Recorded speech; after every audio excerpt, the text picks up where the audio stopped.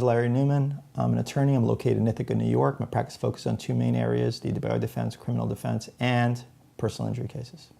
Today I'd like to talk to you about what happens if someone who is in the military gets a DWI off base. Now, I've represented quite a few people that are in the service, whether in the Navy, the Army, the Marine Corps, and I've also represented people that were in and then got honorably discharged out of those service branches. And I have great respect and admiration for those people.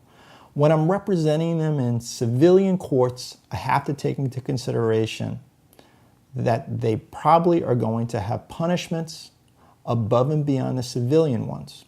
They're probably going to have punishments from the military. And sometimes if someone is a higher ranking officer or sergeant or somebody else, getting demoted, losing their rank, and all the benefits that go along with that, including pay grades and scales, and then having other punishments placed on them by the military, can be extremely severe. And the outcome of the case on the civilian court may also impact what happens in the military. So it's important when I'm dealing with those types of people to explain to them two things. Number one is getting military punishment on top of civilian punishment doesn't violate double jeopardy. People say, well, I can't be punished for the same crime twice.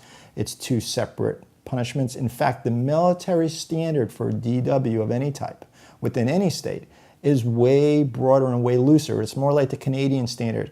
In Canada, they don't really differentiate intoxication from impairment, whereas New York does, and it's a matter of degree.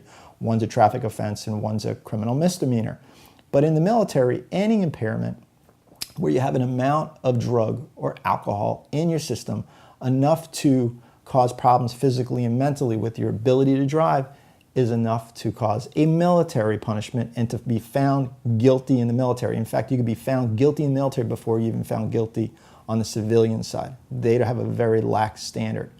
Second thing is, you will face something in the military base from this DW, so you're going to have three things to contend with.